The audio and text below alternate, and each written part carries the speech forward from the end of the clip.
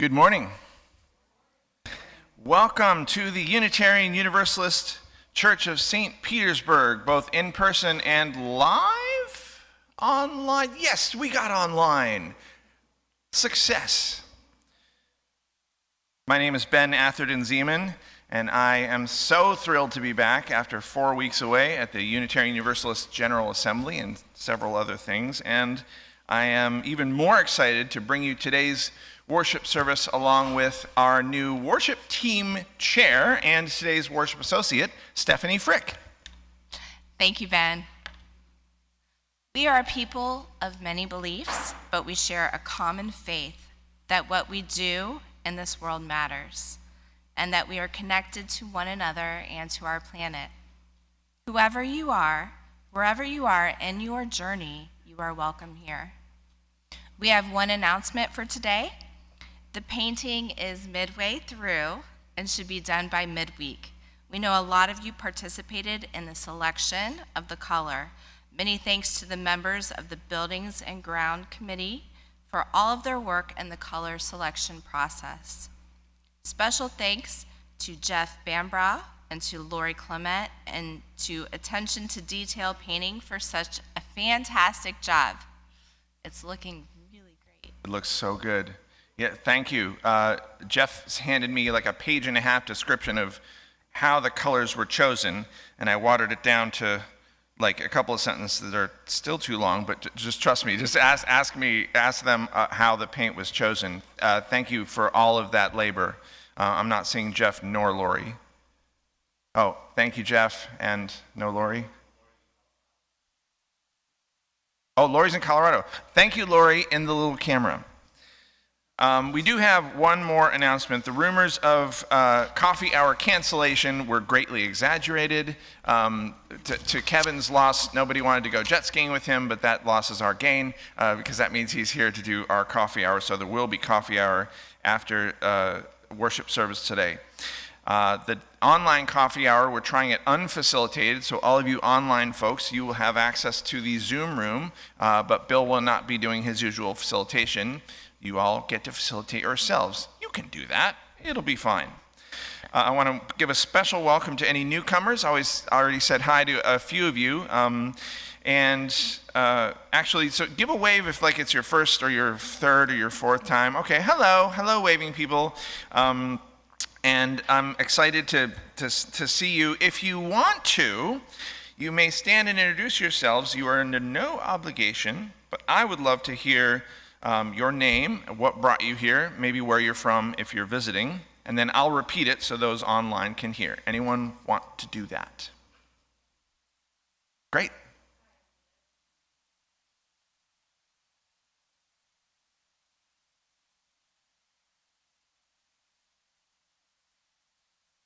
Welcome, Jeanette. That's Jeanette from someplace I didn't hear, New York, and she just moved here. Southampton. Thank you for introducing yourselves. Hey.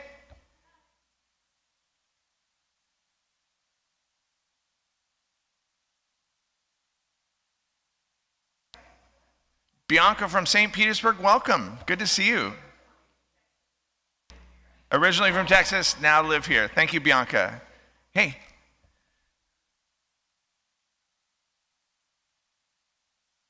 Welcome, Nancy. Something from 19 years. I didn't hear it. Sarasota. Oh, Sarasota for 19 years.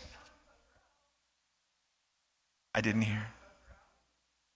Oh, do I know someone's name? Probably not. I've only been here 1 year.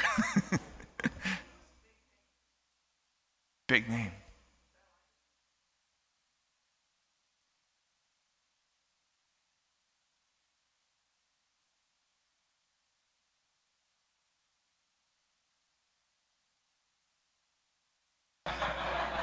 Good. What she said was, I'm hoping this place is as progressive as I'm thinking. I hope so too.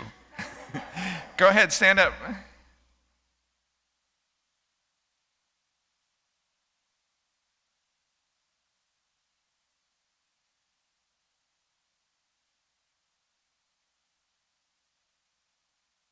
Hey. Wait, I'm going to forget that. So it's Nancy's friend whose name is Erica, who used to go to church near where Lucinda and I live, Lexington, Massachusetts. The Fallen Church, that's Follen. And you were...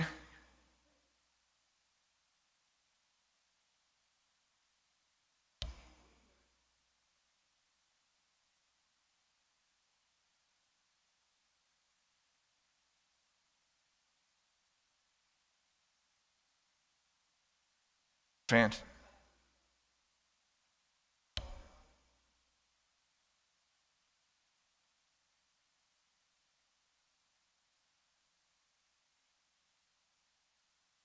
So Carolyn and her friend drive 45 minutes to be with us here, and this is their fourth time.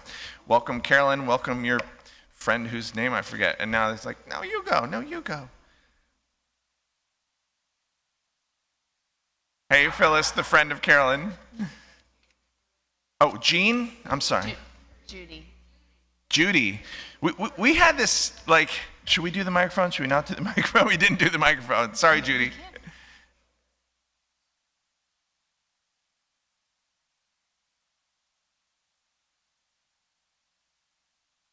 Great. Welcome, Judy. I love that we have so many people. We have time for two more because there's two more hands.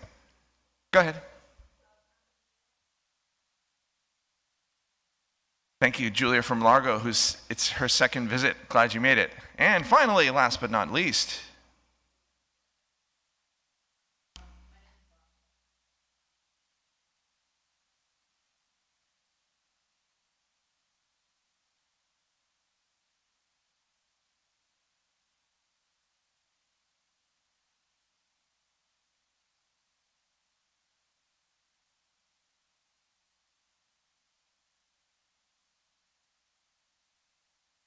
Basha from New York City, a member of the Democratic Socialists of America, who are being mentioned in today's sermon. So thank you for being here today. Welcome, everyone. If you want a church where Black Lives Matter, where no human is illegal, and where we support reproductive justice, I have good news. You may have found your church home. Kelly Olson is live streaming today after a lot of work getting the live streaming going. Thank you, Kelly. Thank you, Kelly. We have a lot of greeters. Karen White, Barbara and Tom Archibald, Linda Paul, Patty Kane Wood, and Lucinda Zeman is our newest greeter. Let's take a moment to greet our neighbor, and remember to get consent from anyone if you're hugging them, going near them, shaking their hand. And please put your masks on, those of you who just took them off.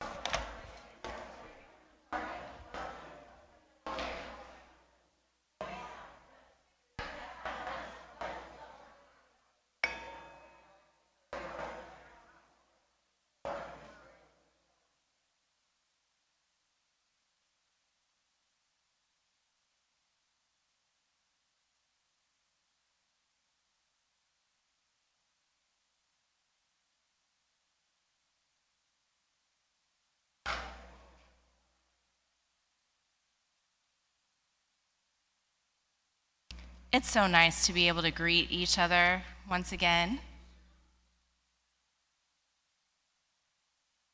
Our flaming chalice is the symbol of Unitarian Universalism. It is the symbol of hope, the sacred, the quest for truth, the warmth of community, the light of reason, and so much more. When Rev Ben lights our chalice, I invite you to say our covenant out loud. The words can be found in the text chat or in your bulletin. I invite you all to follow along with the new hand movements as well. Love is the spirit of this church, and service its law. This is our great covenant, to dwell together in peace, to seek the truth in love, and to help one another.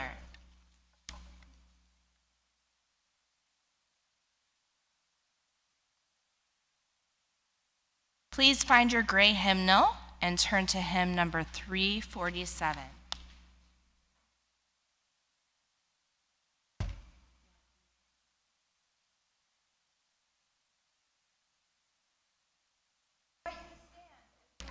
Please stand as you are willing and able for hymn number 347, called Gather the Spirit.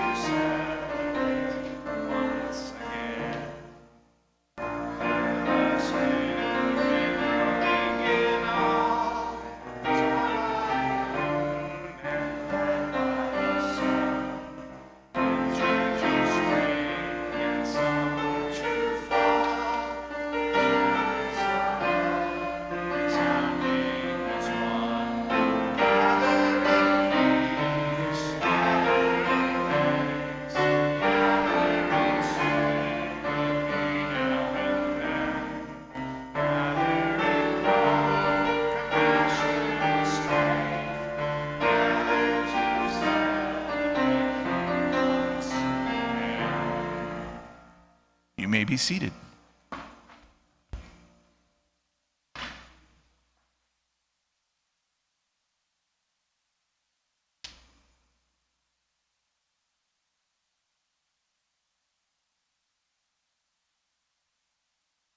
Good morning, good morning. That was an exercise coming up the stairs. I didn't realize I was holding my breath until I got here. I was like, whoo, breathe.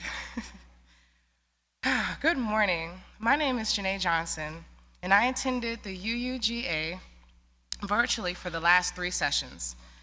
I, for one, look forward to being able to attend the GA in person because the amount of massage and yoga and chiropractic work from sitting in front of the computer for 10 hours is a lot. It's a lot.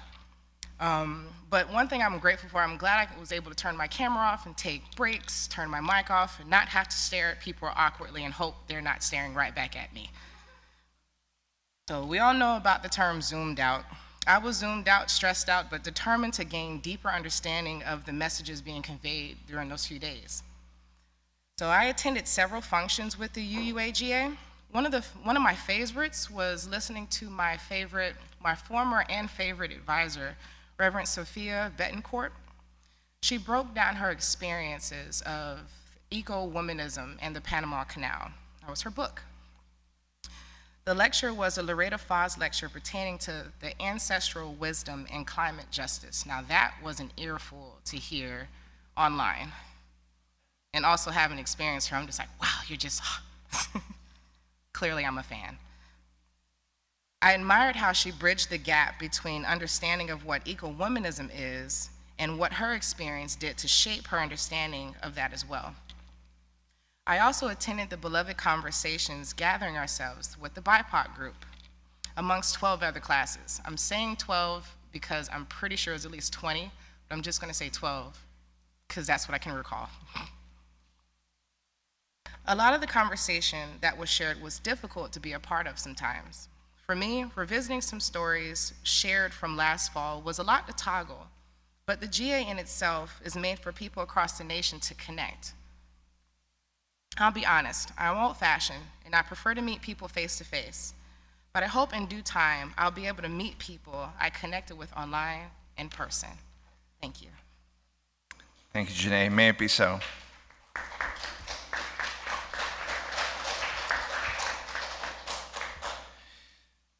Now we come to the time in our worship service for joys, sorrows, and concerns.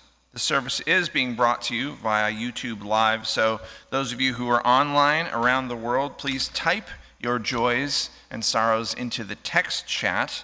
And if you have a joy, sorrow, or concern to submit during the week, please write it to me. And there's some folks who are holding one in the air, so if one of the greeters could thank you, Karen White, could collect those. And you guessed it, those of you in person who would like to fill out a joys, sorrows, and concerns card, you may do so now, and it'll be brought up here. Anyway, during the week, email it to me at minister@uustpete.org. If you want it to remain off YouTube, let me know that when you submit it. And I get to, and you get to? Cool. Right now, Jade and Eli will place a stone in the water for each one that was submitted this week. First, a stone of joy from Beth Stombaugh and Ruby Atwood in celebration of Disability Pride Month. I got it. I'll take it. And a stone of sorrow from Aaliyah Cannon. This week, Jamie Gray was attacked and threatened by a Trump supporter while at a local gym. Aaliyah tells us that neither the gym management nor the local police were helpful. Jamie could use any support.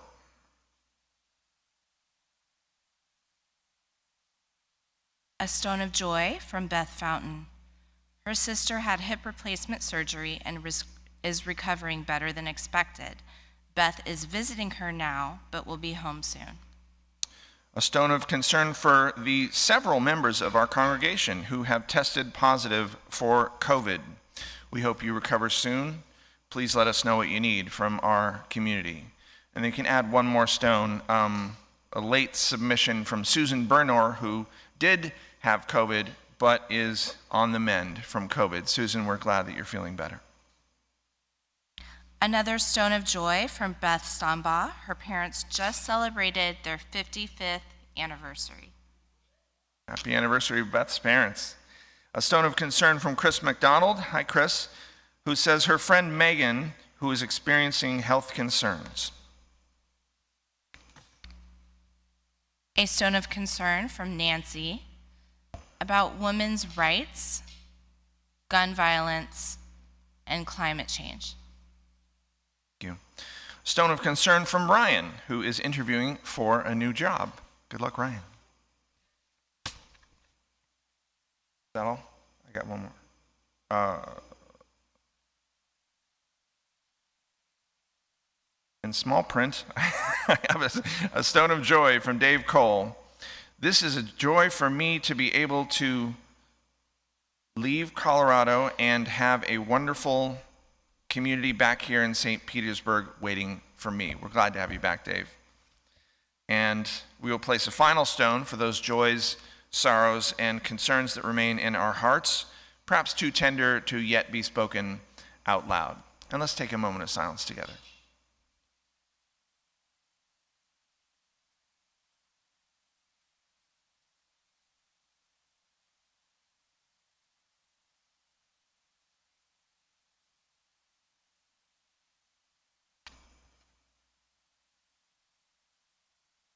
The mystery is that we are connected, even when we feel apart.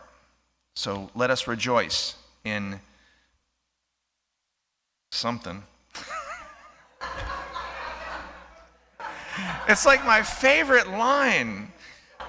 Let us rejoice in our beloved community that makes of the many one. So may it be. Blessed be. The humor service isn't till next week. It's not until next week. Those who are new, we have a tradition of singing Spirit of Life at the end of Joys, Sorrows, and Concerns. So I invite you to rise as you're willing and able for Spirit of Life, which is number something in your hymnal. 103.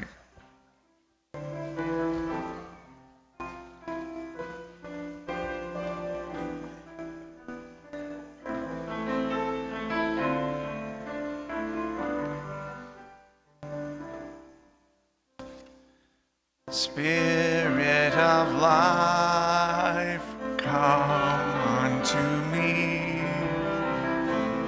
In my heart, all the stirrings of compassion. Blow in the wind, rise in the sea, move in the hand, giving life of justice. Roots hold me close, wings set me free. Spirit of life, come to me, come to me. You may be seated. I want to invite the children to come forward for children's time. I see two of you in the back. You are welcome to come forward if you want. I know you two are.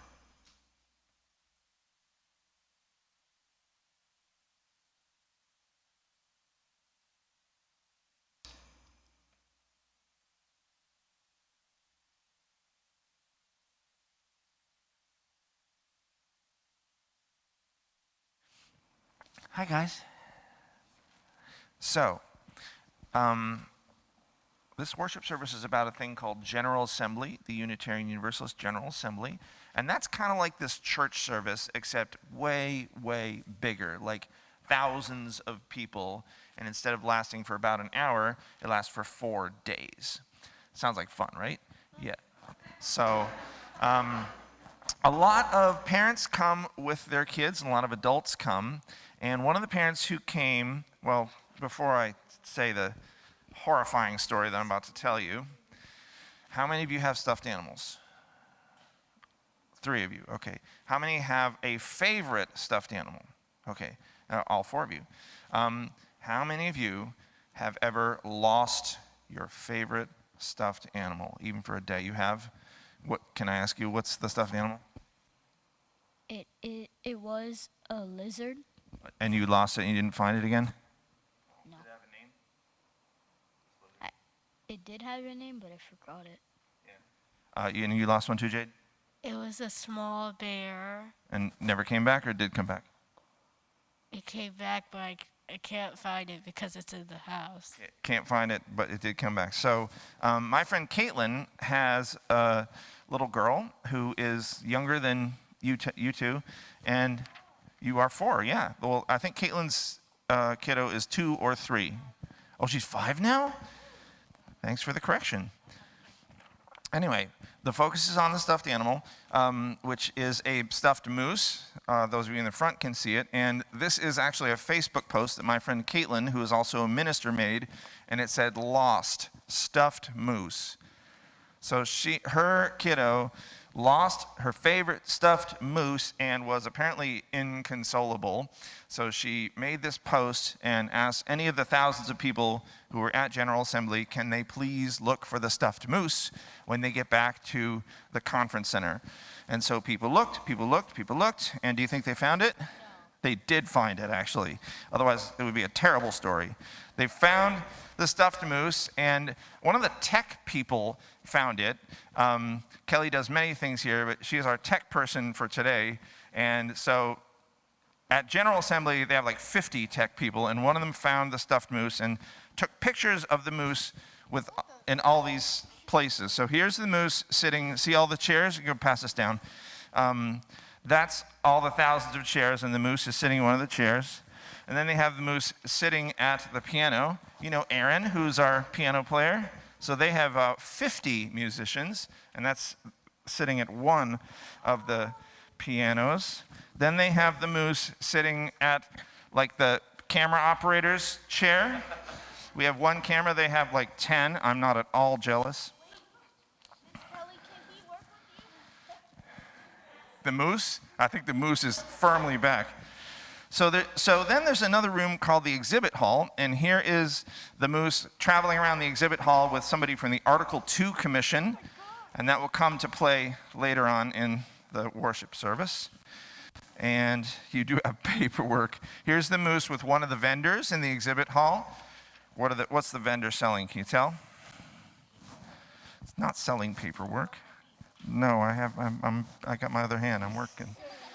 This is the moose with the members of the band Emma's Revolution, which is a well-known band that performs often in Unitarian Universalist circles. I don't have to hand you the paper, but I'll at least want to show you because we went through all this trouble of printing them. Here's the moose with some big puppets. You see the big puppets? Those puppets were made by the UU Ministry for the Earth to do a demonstration about climate change. And then finally, happy ending. Here is Caitlin's wife and their kiddo reunited at last with the moose. That is the happy ending of the story. We have our own stuffed animal, thank you, Stephanie, who is not a moose, because you are going to get Christmas in July as your religious education. So you can go with our volunteers and our staff as we, What? July is your birthday, and you just turned 10. I happen to know that. We are going to, happy birthday, Eli.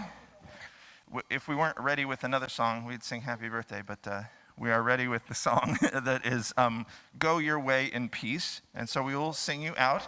The words are in your order of service, which I need.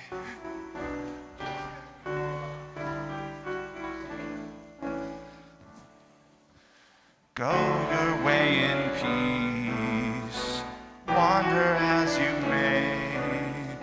Blessed is the path you take, may it guide you on your way. And our next reflection from General Assembly is from Cynthia Patterson.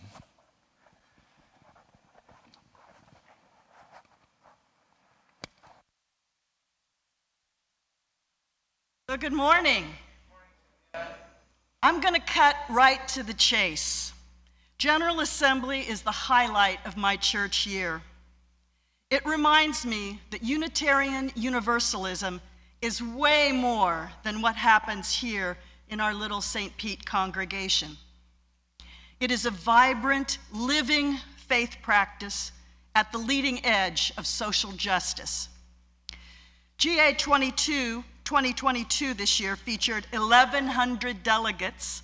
Only 400 were in person.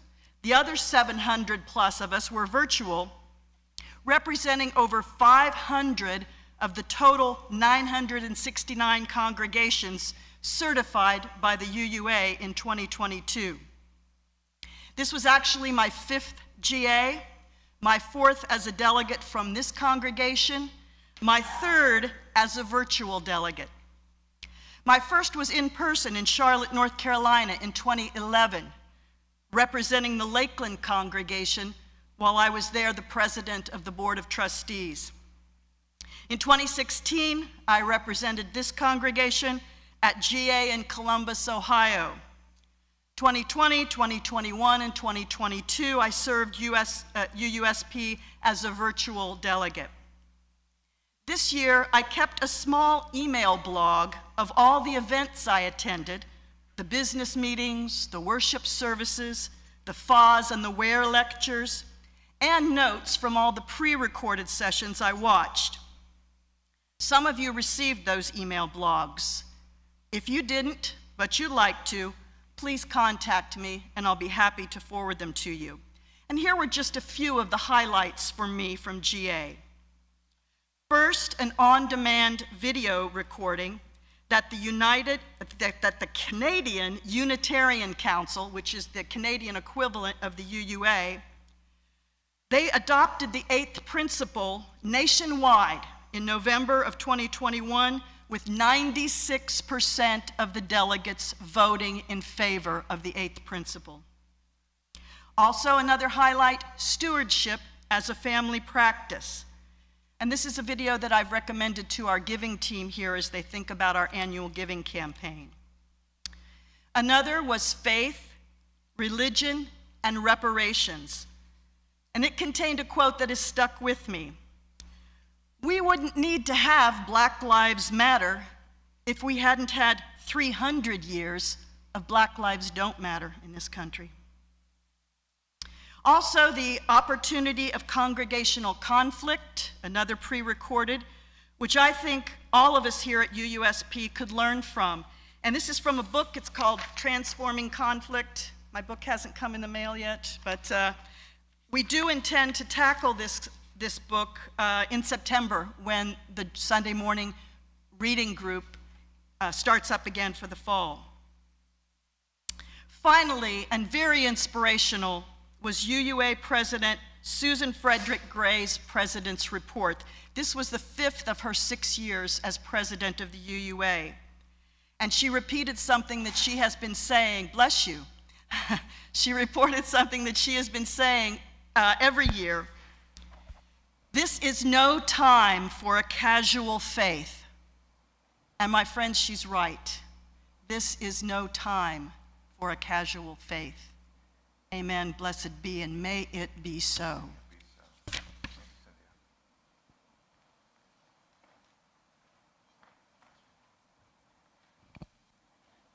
Once again, the Gray hymnal. Find hymn number 395, Sing and Rejoice. I invite you to stand and sing with me. The words speak for themselves. We'll sing it through twice.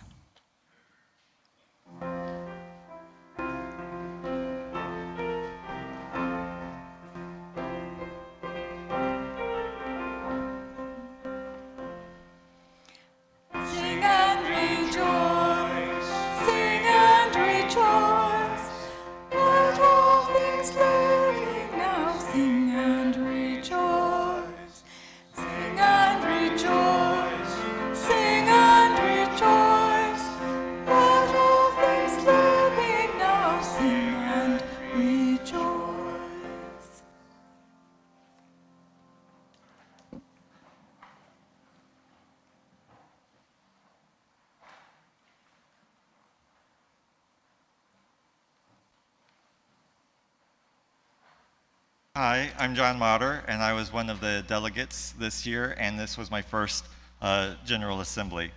I've not been in UU all that long, and so hearing people share about the issues pertinent to them or their congregations really expanded my concept of our faith and how people express it and experience it, sometimes quite differently from the way I do.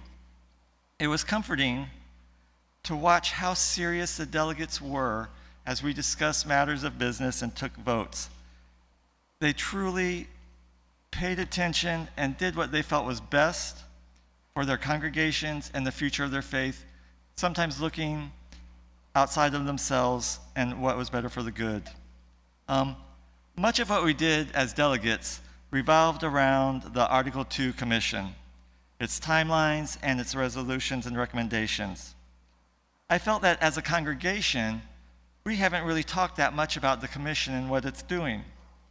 The Commission is looking at the bylaws, the principles, the purposes, and much more. They've not been updated since 1987. Now, the world has changed quite a bit since 1987, and our faith is not static. And so we are looking at times to make maybe small adjustments to what's been written, but other times there can be decent-sized changes. There was a small but very vocal minority attending GA and in these meetings, and they always seemed to be really argumentative of anything that was being discussed, argumentative to the point that they weren't really even listening. And I had a hard time quite often following the logic they were using to make their points. It seemed to be like they were arguing for the other side. But I do believe this, and that is that the Article 2 Commission is working really hard to be transparent in what they're doing. They're giving additional time for congregations to get the materials, to review and talk about them, to vote on them, or decide how a congregation wants to move forward, so that when the Article 2 Commission presents their recommendations, it should be of no surprise to anybody that is a member of the UU Church. And then my final thought is, I really want to be best friends with Pastor Jacqueline Duhart, because she's the coolest woman you could ever, like, she sat at the cool table all through high school. You know she did, and she didn't even have to pretend she was cool. She just was. She delivered the service during the, delivered the sermon during the service of the living tradition. And this is where Reverend Ben included was presented. It's where retiring ministers are honored and new people coming on. But she really took what she learned growing up in segregated Texas and what her grandmother taught her. And her grandmother often held church of the kitchen table. And it was a community method. It was what she did in the community so that the community actually came together and worked to support each other. In her talk, I mean, it was just fantastic. She talked about getting treated by the Jewish doctor in town where they had to take her in at night because of segregation, and the doctor would have been ostracized by the rest of the community. It was just, she was fantastic. But she asked a couple questions. She asked us to seize the moment that offers fresh opportunity to examine how we practice this thing named church. Some questions she wants us to consider. What is church? Where does church live? Is once a week sufficient to change a soul, to change an attitude, to nurture a spiritual practice? That across times changes your soul and therefore changes the world. And so I just leave you with that. What is church to you, and how do you want to have it be? So thank you so much. Thank you, John.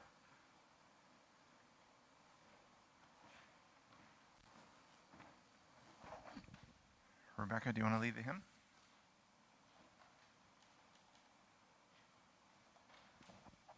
Thanks. Do you want to lead the hymn? We do the hymn first. Yep. Hymn and then next. I think. No, you're good. You're good. Oh, you're good. Am I wrong? Is it? You're always right. What do you want? Do you want the hymn or do you want? You want a hymn or you want?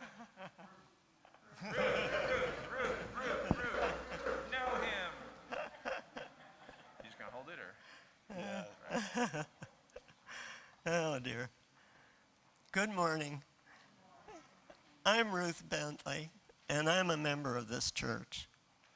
As a retired educator, I have attended and presented at numerous conferences, and I know the amount of work that goes into a successful event. This was my first General Assembly, and I was excited to be able to attend virtually at this stage in my life. I used to be quite skilled in note-taking, but quickly discovered that my skills were a bit rusty. At times, I was fortunate to just keep track of all the acronyms that were used. But I listened intently to the presentations and discussions of the various items that were up for vote, and I feel I did a good job. I am used to Zoom meetings, but watching GA, I was a bit distracted by the text chats going on while the speakers were talking. A vocal minority seemed to be a little argumentative instead of open to different viewpoints. As we know, UUs can have different interpretations, and did they ever? Reverend Susan Frederick Gray, president of UUA, said, "We were made for this moment. We are the people we have been waiting for. may we be the people that we are called to be. Fittingly, the theme of GA was Meet the Moment, Reimagining Radical Faith Community. I found a talk by recently retired Reverend Bill Sinkford of the 900-plus member First Unitarian Portland. He began by describing himself as balding with grayish-black hair and mustache, brown skin, broad grin, pearly white teeth, glasses, red tie, and blue shirt. This is the way every speaker began in order to be inclusive of people with visual impairments. They also included the tribal names of the indigenous people who dwelt on the land their church now occupies. Here are a few of Sinkford's comments. Ministers hold, H-O-L-D, the whole, W-H-O-L-E, by both collaboration and connection. We are in the meltdown of racism. Look at the new 8th principle. When Reverend Sinkford retired on May 4th, he said, "Things are changing. How will we regather and accept or reject the new post-COVID changes? Be open to those who left the beloved community for whatever reason. Let's seek to draw them back. Let's be open to new folks. That's what Spirit of Life does." These are all some of the same issues that we have encountered here. Personally, I'm excited to see what direction we take. Thank you so much, Ruth. Now, please stand as you're willing and able for hymn number 131, Love Will Guide Us. And Rebecca, you have some notes about it. Well, the tune is named Olympia. I looked that up. It was the tune was named for Olympia Brown, the first woman to be fully ordained in America in the Universalist Church.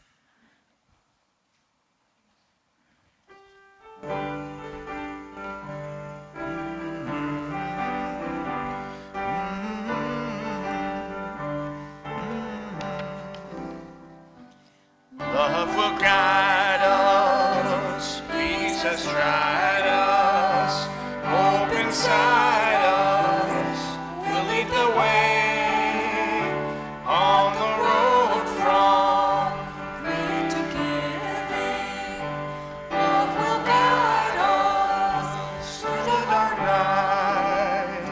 If you cannot sing like angels, if you cannot speak before thousands, you can give from deep within you. You can change the world with your love. Love will guide us, peace has tried us, hope inside us. Let's get some harmony. We'll lead the way on the road from greed to giving. Love will guide us through the hard night. You may be seated. Sound great. Thank you, Ruth. Thank you, Rebecca. Thank you, friends and delegates from the Unitarian Universalist Church of St. Petersburg. I realize we have so many visitors here. It's not usually like this where we have a lot of speakers. It's usually just a few. Thank you all for bearing with us. I really wanted to hear the voices of all 5 of us who were able to attend. Ruth, I was also inspired by our UUA president. We were made for this moment. We are the people we've been waiting for. May we be the people that we are called to be. And Cynthia also, I always love her, this is no time for a casual faith.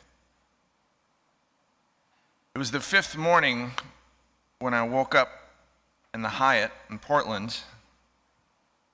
I walked into the elevator, brought my sleepy self and my coffee downstairs, walked by the lobby television, and saw the headline, Supreme Court overturns Roe v. Wade. At first, I honestly thought it was a joke, that somehow they had put up a spoof on the television. But I looked around, so many of my colleagues in ministry, so many lay people from Unitarian Universalist churches across the country and around the world were in somber moods. And I knew it had really happened. I walked 2 blocks with my coffee to have breakfast with my friend and beloved colleague, Reverend Daniel Lawler, who Lucinda knows, and with whom I attended Boston University School of Theology. We made this our daily habit during General Assembly to have breakfast with one another and check in, see how the day went, the day preceding. We hugged each other and we greeted one another, talked about the women in our lives, how this would affect them, talked about what maybe we could do to help, but mostly we just sat there and ate. Sat stunned and grief-stricken. At times, some of our female colleagues came by to say hello, and they hadn't heard the news. So we tried as best we could to tell them as gently and compassionately as possible.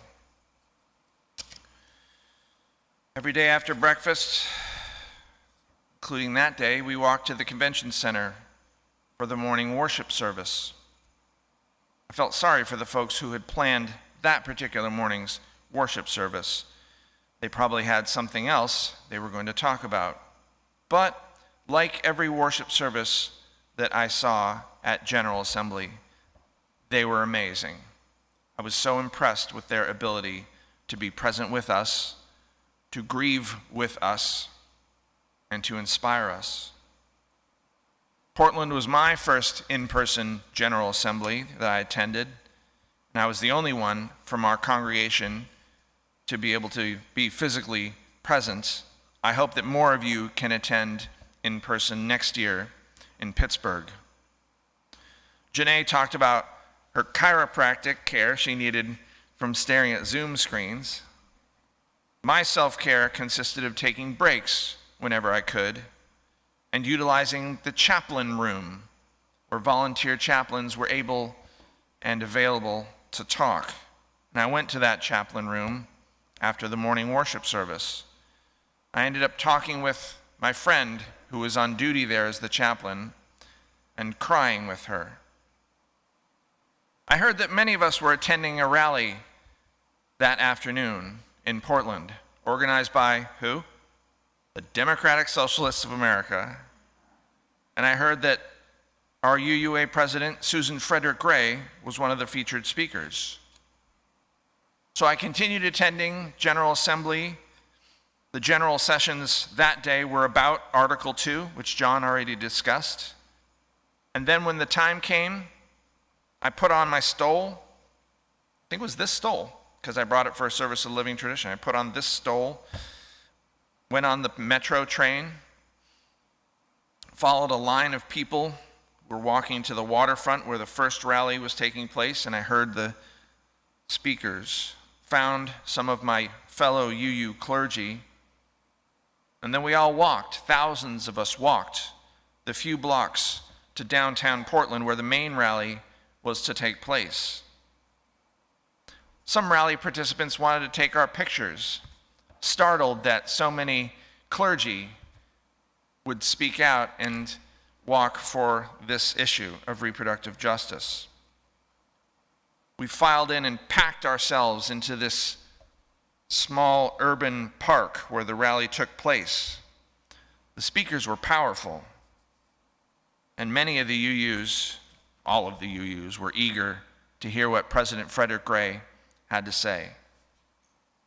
She took the microphone, and she was amazing, repeating that our denomination will support reproductive freedom, that our denomination will fight any attempts to control women's bodies, even going so far as to say that our denomination's leaders were willing to commit nonviolent civil disobedience and risk arrest in protest of this injustice. By the end, my voice was hoarse from cheering. I still felt the horror of the Supreme Court's decision, but also a determination and a passion to do something about it. Right then, in that moment, I felt there was nowhere else I'd rather be. I was surrounded by my colleagues in Unitarian Universalism, including luminaries that I admired like President Frederick Gray and Sophia Betancourt, who Janae mentioned earlier. So the day started rough, but by the end of it I realized I was in the perfect place at the perfect time. This is no time for a casual faith. This week marks my 1-year anniversary as your contract minister. When the year began, our worship services were online because of COVID. No one was in this room. We were transitioning from our previous minister of 7 years. Some of the phones and some of the air conditioners were broken.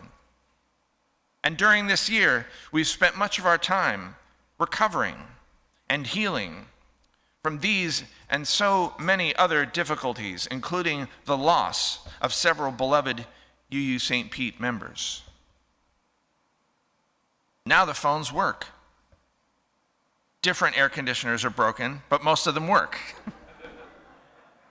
We have new members. We have a new board of trustees. We have a new paint job.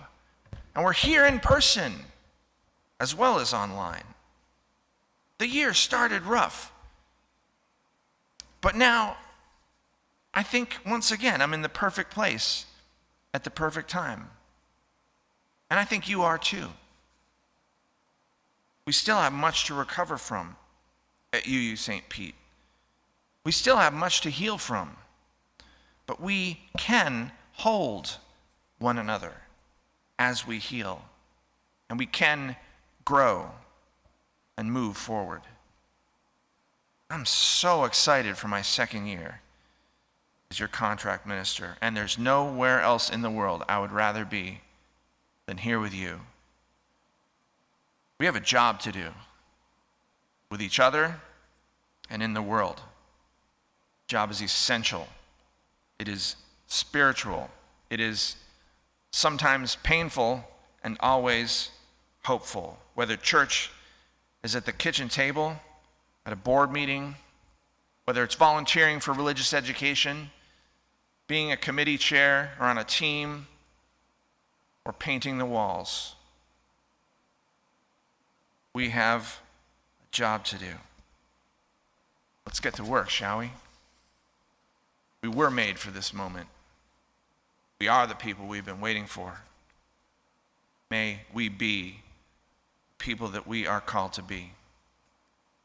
Amen. Ashe. Blessed be.